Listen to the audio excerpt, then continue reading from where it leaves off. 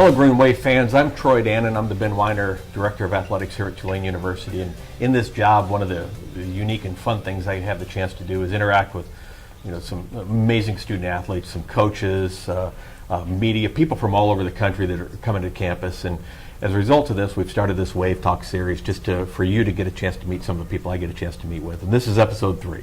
And today I'm talking with, at least for the next until the draft here in June, Tulane's third baseman, and everybody knows Kody Hoese. Cody's had a season for the ages so far this year, and so Kody, it's good to have you here with me. Thank you for having me. So the way this works, you ask me some questions and ask you some questions, right. And some of them you may already know, some of them may be a little surprise to you. Right. So maybe we'll let you get started. All right. So what is your favorite part about working with the student athletes at Tulane? Well, I say the best part is every day I come to work, I'm around people that are highly motivated. Right. They're highly skilled, highly motivated. They want to get better in everything they do that day. Right. And if you look at other people's jobs, no matter what you do, when do you go to the office and everybody's motivated to get better, right. and everybody wants to improve, and everybody's highly skilled at what they do? Exactly. So it's a very invigorating experience. Right. And plus, when you get to know, before I did this, you look at a college athlete and go, boy, that person is, they're up on a pedestal. Yeah. They're not like, and then you realize it's just like everybody else. Right. Now, the one thing I've been dying to ask you, and I could have asked you probably along the way, but I never did, was, so a year ago, you're drafted. Right. And you turned down 6 figures. Right. To come back to school Yeah. and pay a lot of money. Right. Even though you're on scholarship, it's still an expensive place to go. For sure. You did something that a lot of people aren't willing to do, which is really bet on yourself. And, Exactly. And obviously, it's going to pay off because most of the prognosticators have you in the first round right now. Right. Tell me the thought process behind how do you make that decision and then want to come back? Right. I mean, it was definitely a tough decision for me. Growing up, it's that's your dream to play professional baseball. And you get the opportunity to do it. It's just so hard to turn it down. But I knew coming back to Tulane, just the experience that I had my freshman and sophomore year, it was just such a great experience I've had. The players, the coaches, I just had great time with. It's just so hard to turn down. And coming back my junior year, I knew it was kind of my year. I worked so hard, and it was potentially my breakout year, and it happened. I'm grateful for it. So. Yeah. Well, it's a good lesson for a lot of people. It's a good lesson, one at Tulane for the rest of our student athletes, but maybe nationally sometimes that if you're willing to bet on yourself, if you have that true confidence in yourself, that greater things can happen with patience. For sure. And you've exactly. been a great example of that this year. Right, exactly. So what do you take away from the 2018-2019 Tulane athletic season? Well, obviously, a lot of people are going to think about the bowl win. Right. When you only win 5 bowl games in 125 years, they do tend to stand out. Right.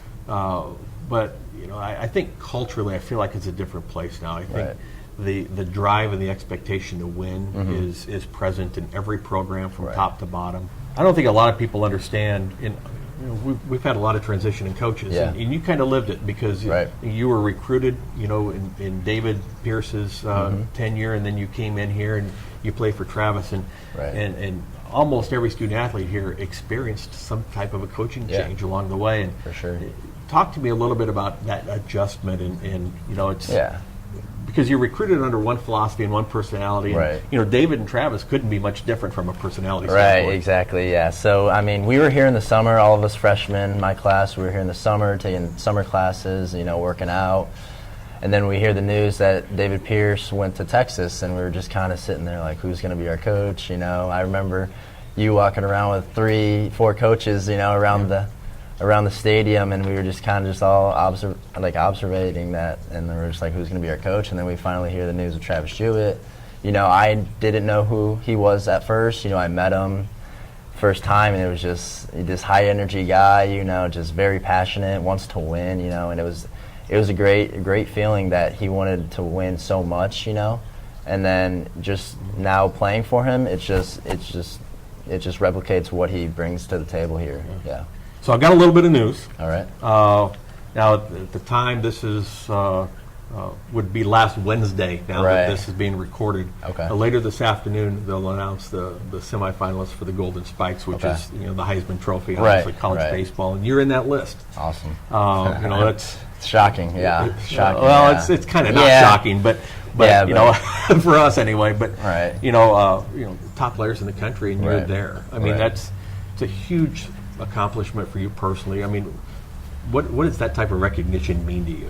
You know, When you would play? I'm kind of speechless about it, honestly. I'm very grateful for the opportunity that I've had here at Tulane, you know, and then I just go back to just my freshman year, you know, just all the hard work I've put in and all the time spent here at the field, you know, I just really contribute that to kind of all my success, and just the coaches working with me and everyone here, everyone from you, the AD, all the way down to our coaches. You know, it's been a great time at Tulane.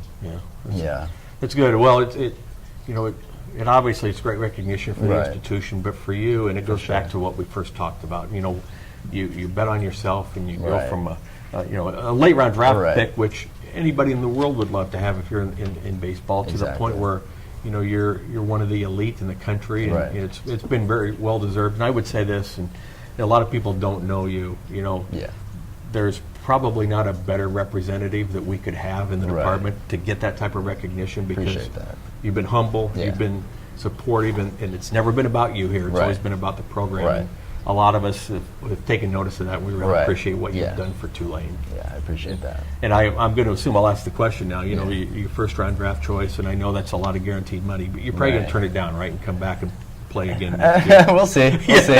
We'll see. Yeah. No, we wish you the best. Yeah, thank you. We're all going to look forward to following your pro career, and, Appreciate that. congratulations Yeah. on what you've done. So, Thank you. With that, I think we're kind of out of time. So Right. I want to thank All right. Kody for being a part Yeah, of this. thank you. And roll wave.